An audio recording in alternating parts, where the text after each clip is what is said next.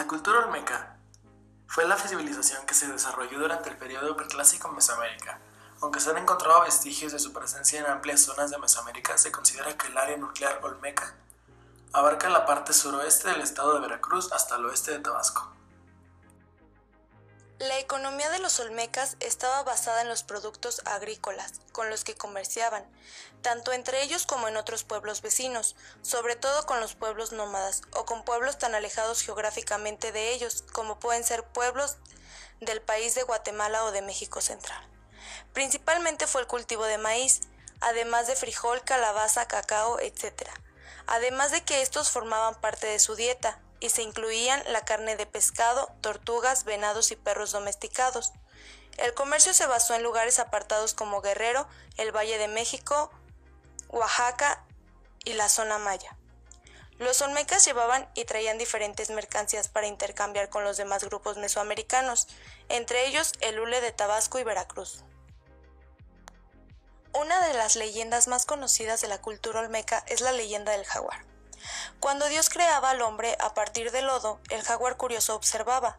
Entonces Dios, que no quería que supiera qué hacía, lo mandó a traer agua en una jícara, con hoyos que nunca se llenarían. Pero entonces una rana le explicó cómo taparlos con lodo. Cuando regresó el jaguar, Dios ya había hecho 13 hombres, 12 armas y estaba en proceso de hacer al perro.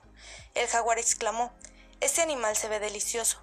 Dios respondió: «El perro es para servir al hombre y el arma para enseñar respeto al jaguar». El jaguar, mostrando superioridad, exclamó que el perro aún era sabroso. Entonces Dios hizo que el hombre lo hiriera en una pata con su arma.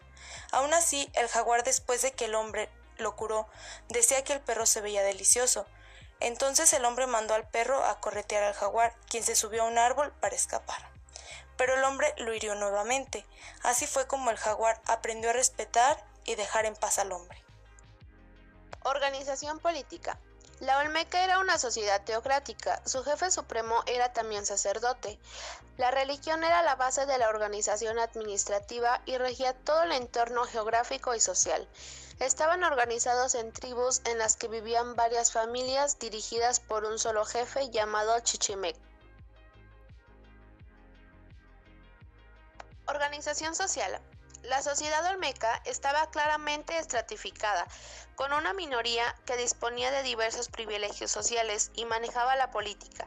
Formaban parte de esta clase sacerdotes y guerreros, quienes habitaban en los centros ceremoniales.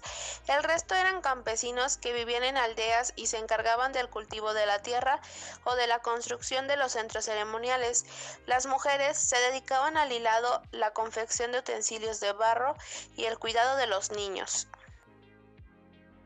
La cultura olmeca se desarrolló durante el periodo clásico medio mesoamericano, aproximadamente en el estado mexicano de Veracruz y Tabasco, en el istmo de Tehuantepec. Es una cultura que se desarrolló entre los años 1200 a.C. hasta alrededor del año 400 a.C. El territorio olmeca se caracteriza por ricas llanuras aluviales y crestas de colonias bajas con volcanes. Las montañas de Tuxtla se encuentran al norte, a lo largo de la bahía de Campeche.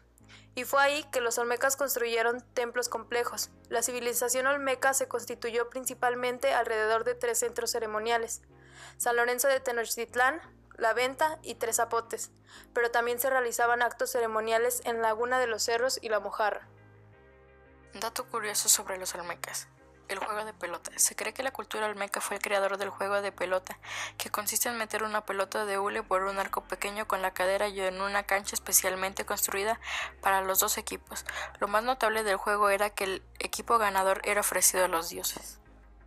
Patrimonio de los olmecas, grandes civilizaciones del México antiguo. Los olmecas, los que habitan la tierra del hule, fueron capaces de recoger y sintetizar las pautas culturales que por siglos se habían desarrollado en el área. Aún después de la caída de sus grandes centros, sus logros serían parte importante de la cultura mesoamericana.